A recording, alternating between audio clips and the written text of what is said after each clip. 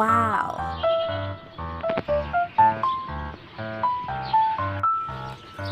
นี่ก็ต้นโพนะพี่น้องโพเขียวหมากผู้เฒ่าเขาซื้อมาตั้งแต่มือขึ้นเฮือนหมดแล้วเขาบ่ได้ไปปลูกเลยเอาไว้อยู่อาหารของเฮาเลยพี่น้องกำลังงามต้นโพ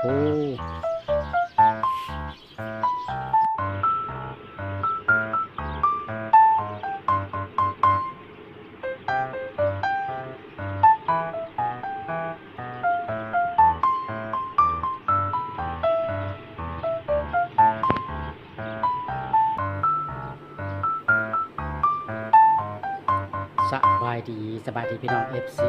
เบิดสุขุสุคนพี่น้องเนาะพบกันอากาศร้อนหลายพี่น้องมื้อนี้บ่ได้ไปทางใดเฝ้าห้านตามเคยพี่น้องเนาะมื้อนี้เป็นวันศุกร์พี่น้องเนาะวันศุกร์วันที่อากาศร้อนที่สุดมีแอร์แต่บ่ได้เปิดพี่น้องถ้าไฟแฟงถ้าเปิดแต่ตอนแรงรอรับลูกค้าตอนแรงเนาะหลังจากที่เขาจะมาแต่เกี่ยวเข้าพี่น้องเขาก็จะเปิดรอรับลูกค้าที่จะเข้ามาสั่งเครื่องในห้างเฮาในตอนแรงและก็ตอนเช้าพี่น้องเนาะที่ว่ามื้อนี้เฮาตอนเที่ยงเราอยู่ห้างก็เปิดพัดลมเอาพี่น้องเนาะใครอยู่ไกลก็มาอุดหนุนซอยเด้อพี่น้องเด้อมาอุดหนุนซอยเด้อเปิดร้านปกติพี่น้องเนาะแต่วันจันทร์จนฮอดวันอาทิตย์ตามเคยพี่น้องใครสนใจลูกค้าท่านใดสนใจอยากสั่งเครื่องสั่งของก็สามารถสั่งได้พี่น้องเนาะนะครับส่งให้ถึงที่พี่น้องเนาะพิเศษ FC ทางไกลไปประกอบจอดบ่ถึงก็สามารถโทรมาสั่งก็ได้พี่น้องเนาะบริการถึงที่เนาะมาว่างพี่น้องเนาะมื้อนี้อากาศร้อนสหายชาวนาเฮากับที่ว่ายังอยู่ในช่วงระยะขมุกขมนกับการเก็บกู้เขาหน้าแซงบางคนก็แล้วไปแล้วเพิ่นว่าบางคนพบผลพี่น้องเนาะบางคนก็ยังบ่ทันได้แล้วบางคนก็ยังเขียวอยู่พี่น้องก็เอาใจสู้คนสุขก็แล้วกันพี่น้องเนาะอากาศก็ช่วงนี้ร้อนพี่น้องเนาะตอนแรงมาแล้วก็ฝนตกตอนเช้าตอนเพลนี่แดดแจ่ม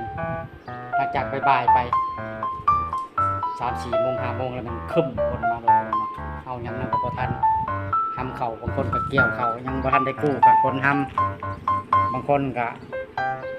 ปั่นบางคนก็ดูดแล้วแต่ความสะดวกของใครของมันใครแต่คนมื้อนี้เฮ็ดหน้าก็สบายพี่น้องเนาะเฮ็ดมื้อ1 2 มื้อก็แล้วคันว่าเกี่ยวก็ได้ดูดเอาพี่น้องเนาะดูดเม็ดขายเลยก็มีบางคนก็เอารถเกี่ยวแล้วก็ฮุบปั่นจากได้เพื่อง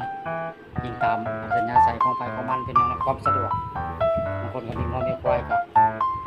เอารถเกี่ยวแล้วก็ฮุบปั่นก็ได้ทั้งเพื่องได้ทั้งเข่าพี่น้องนะคนประโยชน์ก็หลายอย่างบางคนก็บ่มีงอมีควายก็ดูดเอาอย่างเดียวเอาแต่เข่ามาบางคนก็บ่ได้เอาเข่าเมื่อเอาแต่เงิน เพื่อสะดวกสบายในการเฮ็ดนาคู่มื้อนี้พี่น้องเนาะเครื่องเฮาก็ซื้อข้าวลายแล้วพี่น้องซื้อข้าวลายเพื่อยังบ่ลายอยู่ขนมกระปิดพี่น้อง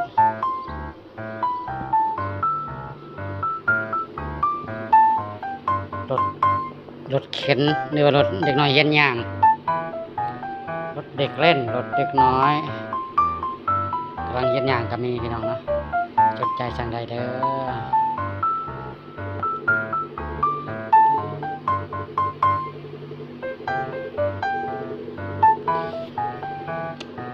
อากาศเย็นๆร้อนๆนั่นนี่กระแลมก็มีนะพี่น้องเด้อกระแลมเป็นไม้เป็นจอกก็มีโอเคทุกอย่างจบร้อนจังนี้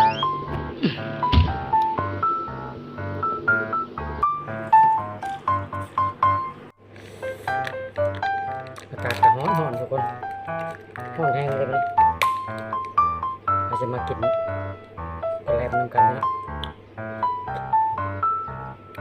เปิดว่า แกล้มขนมปังแกล้มอะไรยังแกล้มปั่นจอก5,000แซ่บเลยพี่น้องแล้วก็มีลายรสรสเผือกรสโกโก้รสช็อกโกแลตเหมาะเลยพี่น้องบรรยากาศอากาศร้อนเลย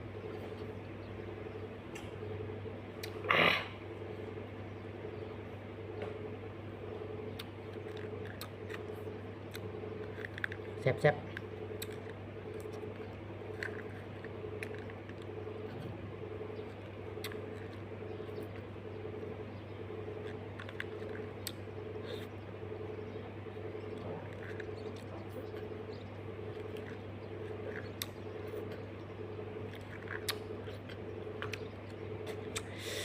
โอเคสำหรับคลิปนี้จำนี้เลยพี่น้องขอบคุณขอบใจสำหรับผู้ที่ติดตามรับชมเอาไว้เจอกันคลิปหน้าสำหรับคลิปนี้บ๊ายบาย